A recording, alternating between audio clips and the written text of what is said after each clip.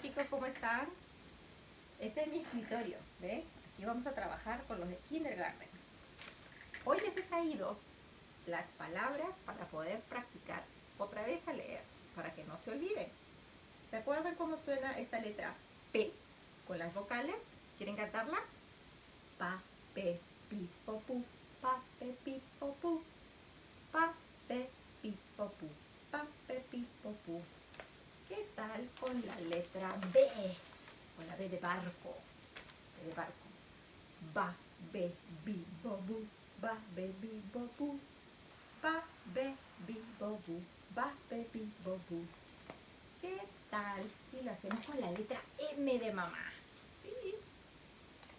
Ma, me, mi, mo, mu. Ma, me, mi, mo, mu. Ma, me, mi, mo, mu. Ma, me, mi, mo, mu. Chao, adiós.